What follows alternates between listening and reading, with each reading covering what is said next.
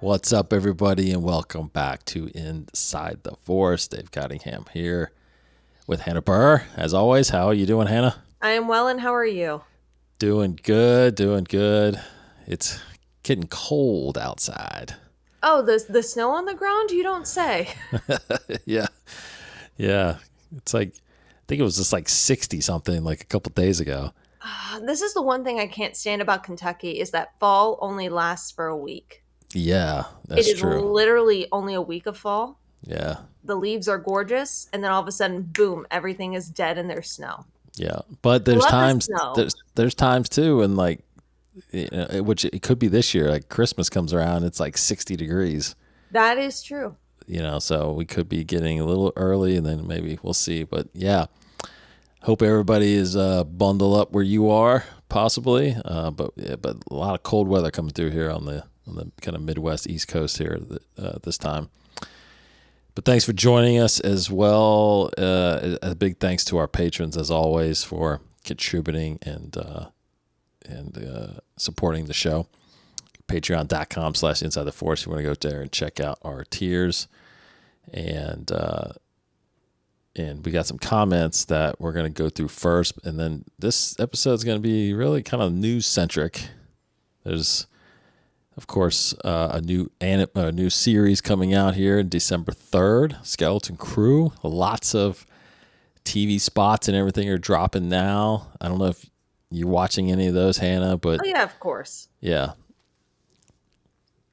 interesting new footage and all this stuff. So it's pretty interesting. The hype is less than 2 weeks now till that comes out. But first, I feel like we start with some comments. We haven't read those in a while here, so Awesome. one. So we did our Beyond the Saga episode with the Star Wars comic, Yes. and Thrawn wanted to come on there. He says, "Great video, both. Will say this series gets better as it goes, as it literally is the Dark Droid series and War of the Bounty Hunter series. Thanks again. Great to see Beyond the Saga back." That's right. The Dark Droid series. Yeah. Yeah. So We got to do that one too. It's been we'll a get to. while. We've both been incredibly bit like I know Dave constantly says Hannah's been really, really busy, but let's be honest, Dave's also been Yeah. incredibly busy as well. I can't tell you how many times where we'll hop on here before recording. Sorry, I'm gonna brag on you for a second, Dave. Well, and he'll be like, "Hang on, I'm wrapping up this one thing," and then we wrap up. I'm like, "Okay, good night." He's like, "Yeah, I got more work." I'm like, "What? Yeah. Yeah. What? You got more work? When do you sleep? I thought I didn't sleep. When do you sleep?" I don't sleep really that much. It's funny you say that because I saw a video the other day that said something like, which is really odd because Oh I've never no. heard this before, and I don't know what the science is around this, but they said something like if you're awake, it said something like if you're awake 3 to 4 days a week between the hours of 10 p.m. and 4 a.m. Like if you're awake during that time more often during the week, like 3 or 4 days a week, then you're prone to like a lot of like problems, like Well, I mean, physical problems and maybe cancers and things like that. And I'm like, your immune system is shot at that point. but You're just but an enigma. You're just an enigma. but That's the but whole thing. but the science behind that is so odd because like, but what if someone who works like second shift and that's when they're awake more, and then That's they true, but then they make up for it for sleeping. I think it's just I don't know. Actually, that's a very good point yeah, I because mean, how do you what time is something we created like 10 p.m. and like what yeah, is that? How did your body know what time it is? Right? It didn't really mean. I guess it didn't really say exactly anything about what you say. rest Yeah. and you need certain amount of like people. Some people say you need 8 hours of sleep. Some people say you only need 5 hours of sleep. Well, I don't know. I developed a lot of problems by doing morning newscasts when I was a producer in news, and I literally stayed up all night. Well, staying up all night, yes, Well, that's I one had that's to, and then I yeah. tried sleeping during the day, and it sucked. I mean, Right. you can even ask my husband, he was a security guard, and there were some times where he had to try to sleep during the day. And that's Right. difficult. It's Like, very difficult. even when you get blackout curtains and Yes. you take ZQuil or even melatonin, and it's so hard. Well, it's it's a habit because you grew up all those years sleeping at night, and then all of a sudden you're trying to not. It's hard. But I grew up never going to bed early and always getting up like for school still. So like I Oh, was always going to bed at like 1 or 2 in the morning, even during school, what? and getting up at 6 or 7 to go to school. Right. So it's like that's what I've been. That's what my body's used to. How? And look, I don't want to belabor this, but it's like my big contribution, what I think, or the big contributor that I think is I'm able to do it, is I don't have any restless sleep. Oh, that probably is Like it. I am out 4 or 5 hours like straight. I Like bet you that's it. While the rest of us, we go to yes, bed tired and we wake. Yours truly goes to bed tired, wakes up 8 hours later, and goes, "Why do I feel like I didn't sleep a wink?" yes. See, I wake up like, I mean, I close my eyes and then my alarm goes off, and I feel like it's like 5 minutes, but it's been like 5 hours. What is your secret? So I don't know. I don't know. I don't know. As soon Anyway, as you know your secret, you need to share it with the rest of us. but 'Cause I I would appreciate love that. for Like, that to happen. and honestly, it's only because of that I feel like I'm able to get a lot of stuff done, because I feel like I would be behind way more than I think I am already if I had to get like 8 hours of sleep and all I'm this stuff. surprised you're as up to date as you are, Dave. You wear so many hats at work. I can't even. Like, I know I can't go into it on this Well, podcast, yeah. but man, dude, you do so much for our company. You really do. Well, a lot. Thanks, but yeah, it's people don't know.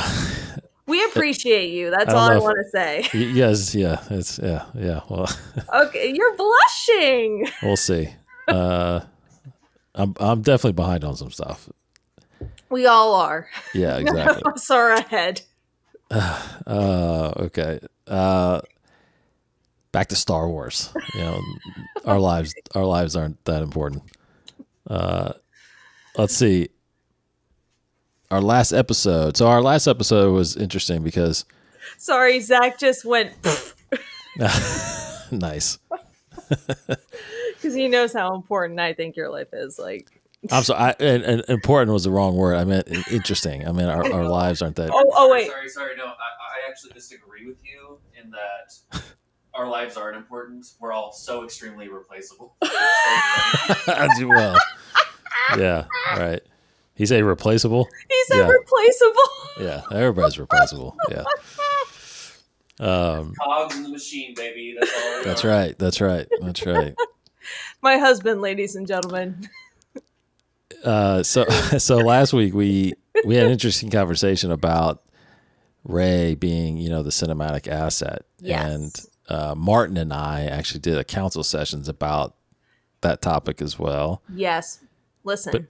But it was more about not if Ray was the cinematic, but who do we think is the cinematic asset?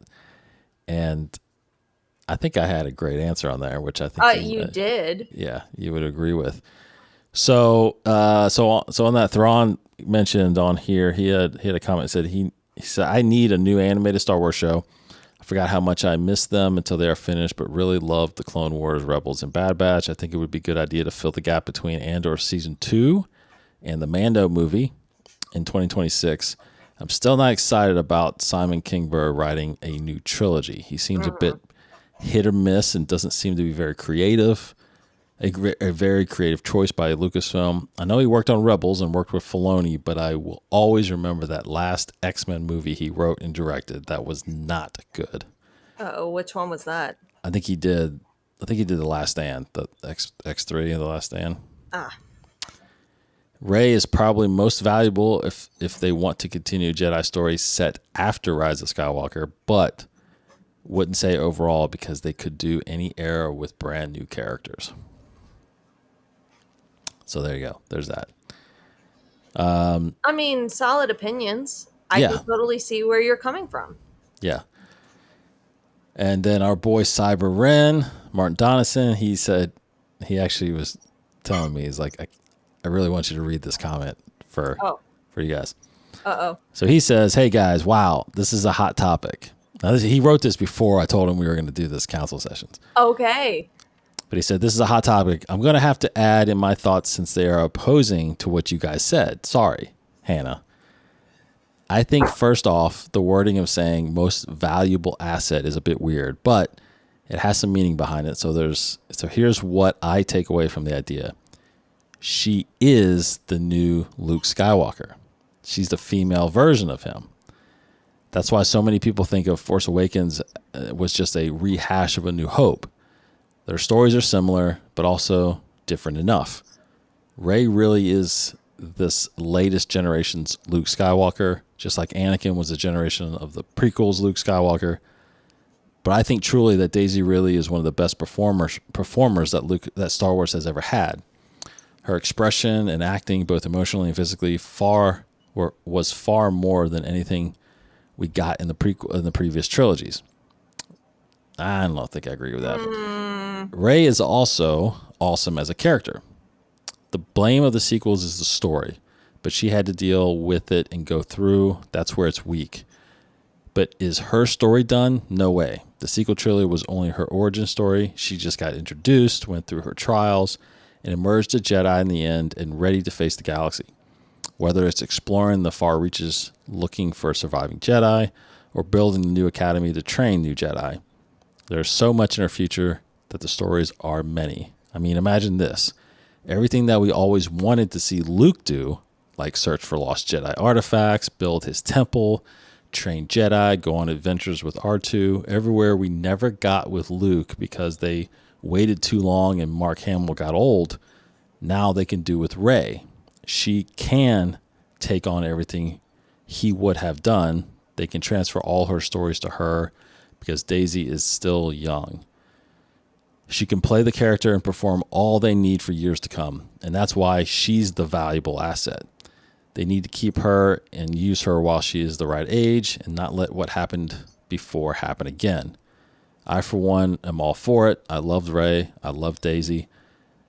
I think that if they can craft a grand future for Star Wars after the sequels that center around her and we get good writing, I think it would be one direction for Star Wars to take, while also doing stories in other timelines. Just give it all to us, but take the time, get the right writers, and let one person be in charge and not so many different perspectives all fighting on the same trilogy. And that's my 2 credits.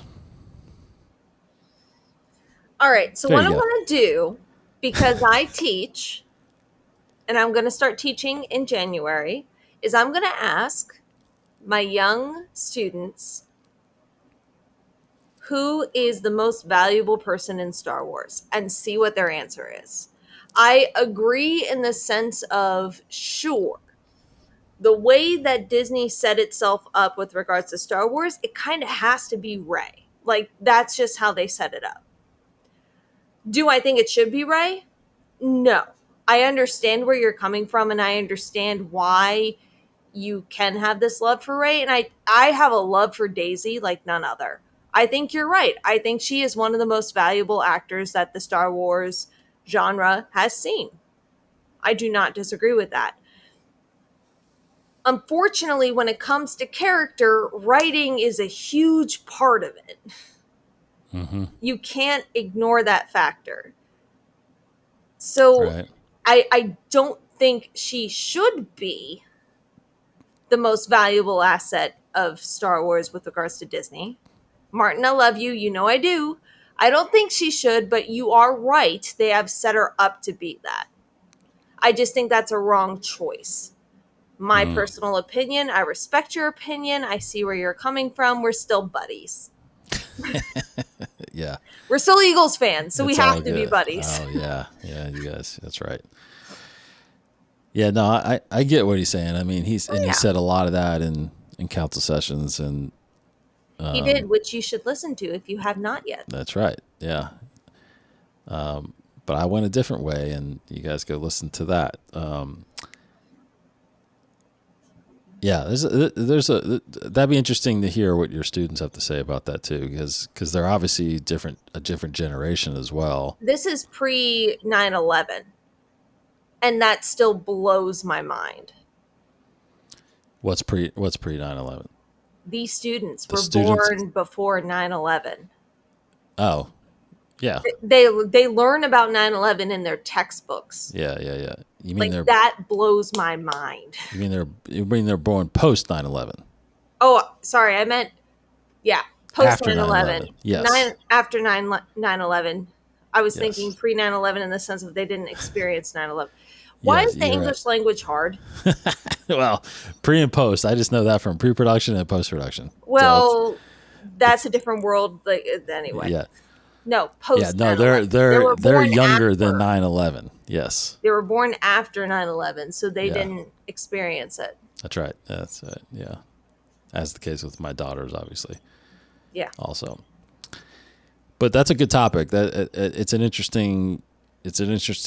It's an interesting way to Lucasfilm to look at that because, you know, with Iger coming back, the CEO of Disney, you know, there's kind of this mandate of quality versus quantity, and you need the bottom line is you need to hit a home run in these first couple films that you re-release in theaters now.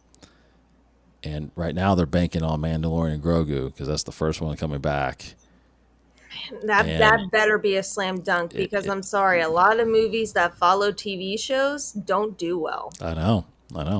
Like, that was, as soon as that was announced, I'm like, wow, that's risky. Yeah, but I would argue that like right now in my mind, right now, I think Mando and Grogu are more valuable than Rey. I would agree. I mean, I can't tell you how viral Baby Yoda went over Rey. That's right. Like, I know his name's Grogu, but everyone calls him Baby Yoda. That's right. That's right. People who don't even like Star Wars, they love Baby Yoda. Yeah, that's right. Yeah, so there's a lot gambling going on in the films right now, and with that, a little shift to just a little side note of news: the Rey movie that was set to apparently start filming in April or early next year. The December 2026 release date has been pulled now. So there is not a Star Wars film coming out in December 2026 anymore. And apparently it was replaced with another Ice Age movie. If everybody knows those animated Ice Age movies. Disney owns those now, so they're remaking one of those. So again, the only film we're getting right now apparently is May of 2026, and that's The Mandalorian and Grogu, and that is the only film we're getting in 2026 Star Wars film apparently. So now they haven't. The thing about it is they took it off of December 26th. They didn't put it anywhere else yet. So right. That goes to start raise all kinds of questions like, well, okay, now is there more creative differences? Do they think it's not going to do well in December, so they're moving it? Who knows? You know, so. Yeah, Disney has it down to a science. But now it's, well, and the thing about what they're going to be, the problem they're going to have going into those years is then you're going to start competing with these big Avengers movies coming out then. And, like Solo, I remember came out when they moved it to May, it came out the same month as Infinity War, I think. That was a poor choice. An incredibly bad choice. Oh my God. Part of me wonders, because here's the thing, like, so Emperor's New, wait, was it? Yeah, it was Emperor's New Groove. Uh-huh. No, Treasure Planet. It was Treasure Planet. The creators of Treasure Planet were fighting for it for years and years and years and years and years. And then they finally got the green light to go. And they made it. And this is according to rumors. It came out, I feel like, around the same time of another movie that they heavily commercialized and heavily advertised. So the movie didn't do well in theaters because people didn't know that the movie existed.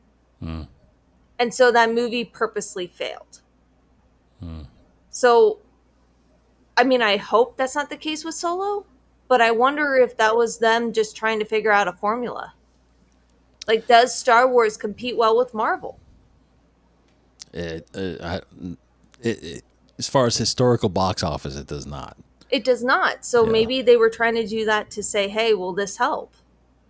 Yeah, I don't know. I'm not still trying to don't know create a why they put conspiracy it. theory, but They put it so far close to the, the release of the Last Jedi, but that's for them to figure out the problem. maybe the reason why they're moving it from December is because one of the new Avengers movies is currently being planned to air then. Like, it'll be ready before that movie is. Well, the Avengers movies are in May. So, like, May of 2026, which is weird, again, because The Mandalorian Grogu is going to be the same month as Avengers Doomsday, which is the next Avengers movie, which is May of 2026. And then May of 2027 is Secret Wars, which is basically the big conclusion, just like Endgame was. So, if you're moving this movie from December 2026, you're definitely not moving it to May of 2027 because you're competing. So I'm anticipating that they're probably moving it to probably December 2027. I think or they may not even make the movie now. That's the problem. Is like they may have pulled it because they may be going a different direction now. Well, could they do that December 2026 and then you move Grogu and Mandalorian and Grogu to that December? Yeah. slot? I mean that's possible, but then I think you're just starting to pee off some fans now because you're delaying again. So I don't know what they're thinking right now as far as that goes, but I just think because we're both in the business, saying, hey, we are going to do this movie and it's going to premiere this date this year, I don't think that's a smart idea.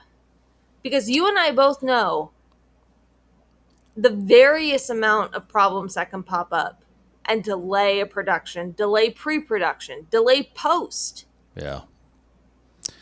Yeah, studios do tend to roll out their release schedules for some reason. I don't know why they do it because most of the time it doesn't stick, but it almost never does.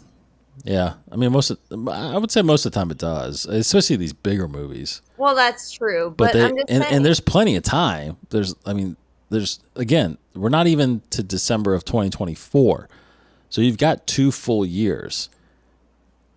The only reason I feel like you would pull a movie that far out is you're starting to have some delays in the creative.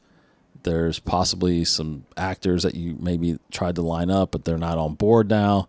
Oh, you know what I mean? Have like conflicting projects. Yeah, exactly. There's all kinds of issues that may arise because you haven't even started shooting yet. So,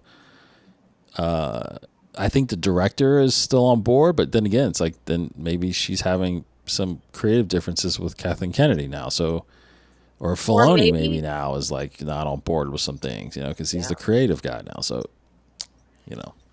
that's what happens usually in this early part, as you know, right? Well, yeah. So, and then maybe the script, because they brought in another writer, right? So it's like maybe the writer wants more time, and maybe that's why they're delaying. So there's all kinds of issues, that's the problem is there's issues. Yeah, it's not some like strategic move to move the date just because you think it can perform at a different time. If that is their strategy, then that is a poor strategy. Yeah, agreed.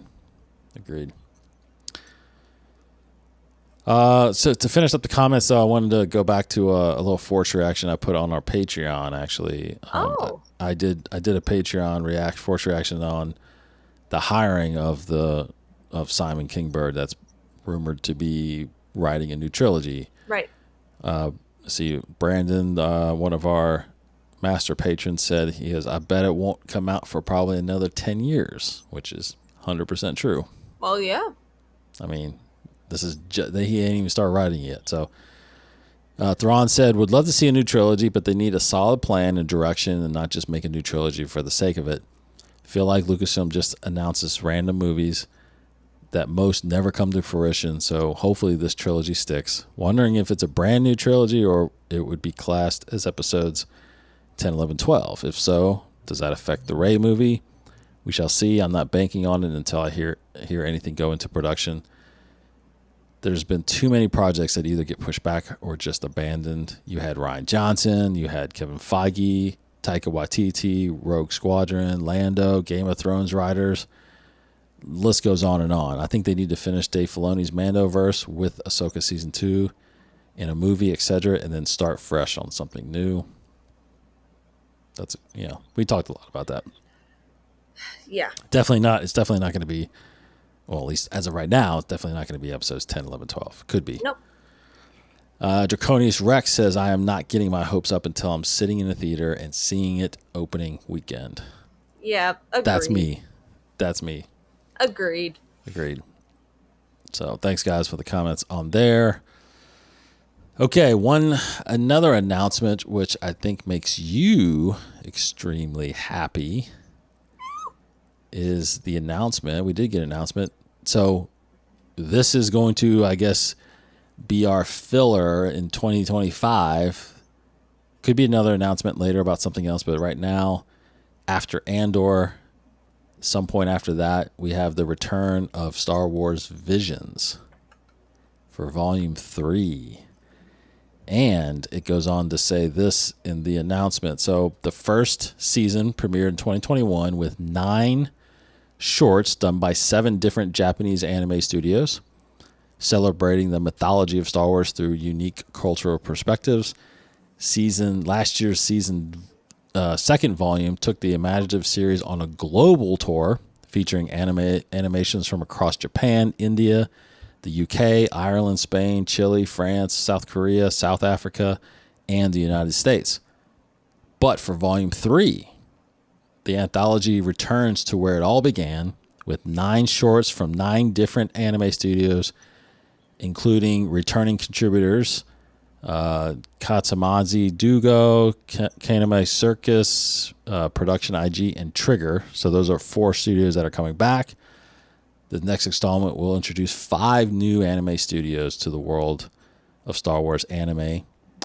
And those are David Production. Oh, that's cool. Polygon Pictures, Project Studio Q, and Wit Studio to further demonstrate the diversity and creativity of Japanese animation. So going back to the first volume where it's all Japanese-based studios doing the animations. So how excited are you for Volume 3? So excited. So what about Star Wars Visions are you... I know you're a big anime fan. Is that... Well, that's part of it. That's part of it. I think part of it, though, is that Visions... So my whole thing with canon is that you constantly are thinking, how does this fit? Does this fit? Does this contradict? And your mind just keeps going. It just won't stop. Meanwhile, with Visions, when they straight up say, oh, this isn't canon, it kind of gives you this freedom to be like, oh, this is from season 1 of Visions, the one episode that stands out to me is that Sith assassin, samurai style. Mm-hmm. From season 2, what stands out is that painting episode. Mm-hmm. Mm-hmm. Like, the fact that you can conceptualize the Force that way is just so gorgeous and so liberating in the fact of saying, hey, you have no constraints. You know what the Force is. You know what Star Wars is about. Have fun. And I absolutely love that. Yeah. Mm-hmm. Because, sorry, I'm a Capricorn, so I'm an A-type personality, which means, like, of course I'm going to be stingent if you're like, this is canon. I'm like, okay, how does that fit? Blah, blah, blah. And, like, you know the meme of the guy doing this against the maps on the board? That's me as soon as you say, this is canon. Yeah. But as soon as you say this isn't canon, this is just interpretations of it, it's like, oh, okay, I can exhale. I can just live in this moment of imagining this is what it could be. And also, it's just, there's something gorgeous about anime.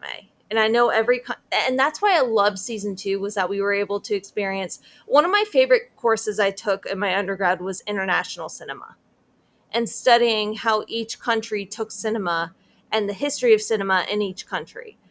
So seeing that applied in the second season was just gorgeous. It was a work of art. That's what I feel like Visions is. It's just works of art. Saying, this is my muse, so I will use my muse to inspire this art. So that's why I love Visions. Gotcha. Yeah.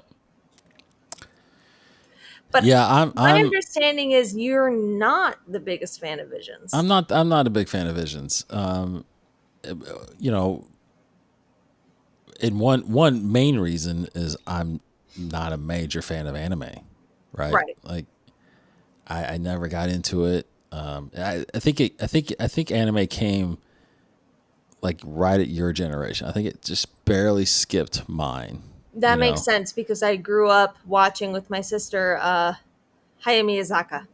Right. I mean, And Studio Ghibli.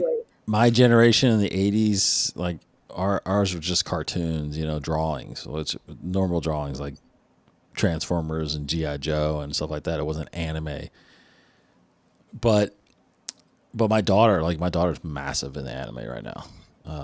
Watches shows that I never heard of.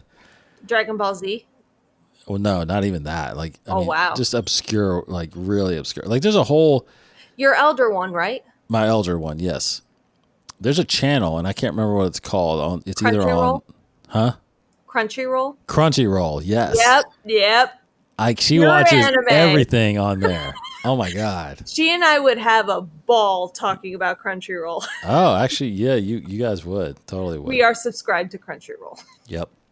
She uses her cousin has it and lends her the login, so she logs in and like watches all this anime. And then I'll get on my Netflix account and I'll see that she's watched some anime on there, So she's really big on it, and she draws a lot of it now. So I was about to say she's an artist. I can understand how she appreciates anime. Yes, she has come to really, really love. So she likes Visions, especially the first season, like you. But again, I don't mind the anime world, and I don't mind that they do this. Again, I am a canon stickler, and but I will say again, I always go back to. And I think I may have mentioned this way back when the first volume came out. What I wish, what I would have done if I was creative director of Lucasfilm and going into this, I would have kind of made it a point to almost treat this like these are people that are telling these stories in the Star Wars universe. Because I agree with you, like these seem like very historic events. Old samurai, like back, like it was an old story from a different time. Like I can get on board with that. Like there was that. You remember the first season too? I think there was like the twins. Yes. So it very much looked like Luke and Leia kind of thing, right? Was that season 1 or season 2? That was season 1, I believe. Yeah, I think that was season 1. And and it's like that. It's like that one was a little. Again, it was like a interpretation of maybe what the Skywalker twins would have become if they would have turned evil. Yeah. But I don't know. I wish I would have been more interested in actually like an old Republic story of twins. That, of course. So anyway, but I don't mind. Look, I don't mind. Star Wars, I'm going to watch it, but I haven't gone back and watched. Like, it's not something I'll rewatch probably, right? So, have you gone back and watched volumes 1 and 2 and stuff? I totally have. Oh, okay, good. Okay, good. So yeah, so Star Wars Visions. I was hoping for, and maybe we'll still get it. I was hoping for an all new animated series. Maybe that's what's going to help in 2026. Maybe, yeah. Maybe. So Star Wars Visions coming in 2025. No release date yet on that, but I'm definitely assuming it's going to come after Andor. does its run, which Andor, we got to admit, Andor is longer than other series that we're only getting 8 episodes. There's 12 episodes of Andor, so that'll go from April, May, and June. So this will probably come out in July or August or something like that. So that might be enough to hold us over till 2026, but we'll see. We shall. Okay, so a little more things. This is pretty interesting. Uh-oh. So when the sequel trilogy came out, they as in Lucasfilm Publishing and Marvel, they published comics based on the films, right? Comic adaptations. Yeah. They did not do it for the Rise of Skywalker. But apparently now they are releasing a comic series based on the Rise of Skywalker. That's going to be very interesting to compare that to the novelization of the Rise of Skywalker. Yes, because there are apparently new scenes in here that were not in the film, but maybe they were in the book. I don't know. I don't know what scenes they are. So, but we'll see. I think it's starting in February. They'll release 1 issue every month for a while. 5 issues, I think, will make up the series. But I have the other 2 books. I have Force Awakens and The Last Jedi. So I was weirded out when they didn't release this, which is interesting. No real reason why. It seems like it's just now's the time for some reason. So they are releasing it, but that is coming. Maybe they realized, hey, we filled in all the plot holes. Right. Yeah. Yeah. And they are releasing a Vader.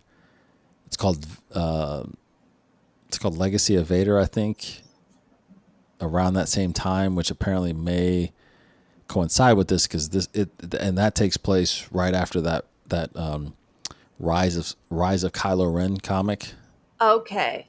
So it's Kylo's journey between the between The Last Jedi and Rise of Skywalker when he becomes Supreme Leader.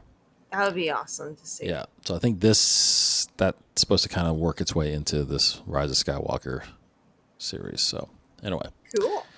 There you go. Other releases, of course, novelizations, Reign of the Empire coming February 25th. And then, like I said, last episode, the Battle of Jakku comic series is going strong right now every week. This past week, you got the first issue of the next grouping of that series, which is called Republic Under Siege. And you're going to get an issue every week from now on that for 4 straight weeks here. And then the other thing that I didn't know happened, and I just started downloading it now, but the first DLC for Outlaws is now out. What? Yes. What's it called? What's the description? It's called Wild Card. And it seems like it's a new area somewhere on. I think it's still on one of the same planets that you're exploring, but it's centered around a big sabacc tournament. That makes sense. There's a familiar character that's sitting across from you in the sabacc tournament, which you can probably guess who it is. Well. Yeah. Well. I hope it's Donald Glover. It looks more like Billy Dean Williams. You know what? But I'm hoping the voice. Oh, you know what? I don't know who the voice is. Yeah, that's what I'm curious about. Voice wise, not motion capture or likeness. Voice. Right. Could it be Billy D? There's a trailer out there for it, and he barely talks in it, but I don't think it sounded like Billy D. Yeah, I was about to say it. I don't think. Maybe Donald Glover. Maybe. There are a lot of talented voice actors out there, so. Yeah. So also with this update, though, there are some what they would call, I think, corrections they've made to the gameplay. A little bit. Patches or whatever. Patches, correct. Yeah. So there's a little bit of that. Like one main one that I feel like that everybody was complaining about Oh no. was in the game when you picked up a stormtrooper's blaster and you went up a ladder or down a ladder, you dropped it and you couldn't get it again. Okay, so here's my thing. I have no idea what goes into making video games. Like I actually do understand story and scripting. I get that. But when it comes to actually the computer animation Right. and all of that, I don't get it. I would love to know, and I'm not saying this sarcastically, I'm genuinely curious. I would love to sit in on a session to see how they make the characters and the situations and how they put all those equations and all that science into the game and then how they test it. Like, I actually want to know how they do that because I feel like that would be so fascinating to learn, to then understand how these bugs happen because, of course, it's gone through a fine-tooth comb. Yeah. So yeah. how do these things slip through? Like, that would be so fascinating to understand. Well, I think the main thing, and I could be wrong, but I think kind of like what we were just talking about with the movies, I think they set a release date and they are scrambling to get that release date done. And I hate to say this, but there has been reports, not necessarily with this game, absolutely not with this game, actually, this was before this game, but there were reports about how there was a whole incident where they were looking into how certain video game companies were working their employers to death. Yes, to that's meet right. Deadlines. Around the clock. Which is not fair to them. No. But that's the problem when you put out a release date. And that's why I think release dates shouldn't happen. I think at the very least you give a year. You don't give a month. Like, how can you treat your employees like that? I mean, I think these games were, release dates were about a year at least. Well, no, for these, yeah, but I'm talking about just in general. If you're it's coming out May 2027, and then by January 2027, you realize, we're not there yet. You don't work your employees into the ground. Sorry, you don't. Well, yeah, I'm not sure. I mean, I feel like it should feel like they're making a movie because they're kind of telling this story and creating these environments. And I'm not saying Disney did that with this game. I was just saying in general. No, I think that's the way the culture is around video games, and But I would and the ones that get rushed, you can tell the ones that don't have a lot of detail to it and have issues like this, and they have to release patches and fix everything. But then you watch, like, for example, Breath of the Wild. Breath of the Wild, it's a Legend of Zelda game. You see people speedrun it, and they found a glitch that would allow them to do something faster so they could speedrun it. And I'm sitting there going, how is that not caught? And why aren't they patching it? Like, that's what I'm interested in, is what is the process of trying to figure out, okay, I think I closed every single possible gap there could be, and then one slips under the wire. Like, of course, that's a very complicated process, but I would love to know what happens behind that. Yeah, sure. All very interesting. But I think this is already one. I think they've already planned on doing like 3 or 4 DLCs for this already. Have they teased what the other DLCs will be? No. And this, I had no idea what this was until just the other day. So that's cool. Yeah. And I love the Sabacc aspect of it. So I've already started downloading this one right now. So I was about to probably say, won't get to it Sabacc's a great tonight. game to play. What's that? Sabacc's a great game to play. Yeah, me and my daughter are playing it now a little bit, so it's interesting. It's fun. The more people who play, the more fun it is. Yes, I know. I got to get my wife and other daughter into it. So it's a little weird with just 2 people because you don't see as many cards, So It's like Uno with 2 people or That's even right. 3 people. That's right. Okay, well that's all the news and stuff. That's kind of the catch up. I think there was a lot of little things as we get set for Skeleton Crew on December 3rd. Next weekend, of course, is Thanksgiving weekend and Thanksgiving holiday here in the States. So we will take our time off and go hang with family and things like that. But we are going to come back and do an episode right before the December 3rd premiere, because I do want to do kind of a preview episode, expectations episode of what we think and how we're feeling about it, and just our thoughts and feelings about where we think it's going to go. So we'll do that, and we'll release that episode probably the day of the premiere, which it seems like they're sticking with this like Tuesday evening releases. So I anticipate 9 p.m. on Tuesday the 3rd is when we're going to drop these 2 episodes. So A little hint, one of the latest quote-unquote spots that they had revealed a scene that made me think, I think Dave was right about something. And that's all I'll say. you think I was right about something? You were right about something. Oh, okay. That's all I'll say. Okay. Interesting. Oh, we're going to talk about this on the next episode, I guess? Oh, absolutely. Oh, okay. All right. It was a 'Cause I don't even know. I don't even remember what I said. It's called a teaser. Yeah. Good job. Good job. Good job. Good tease. Because I'm interested now. All right. Well, thanks everybody for joining us. Let us know your anticipation levels for Skeleton Crew.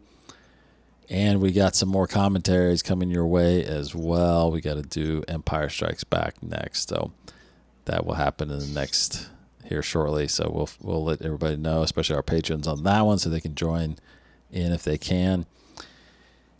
As always, thanks, Hannah. As always, thank you, Dave. Yes, take care, everyone. Have a great week. Have a great Thanksgiving. We'll see you on the other side of that. May the Force be with you.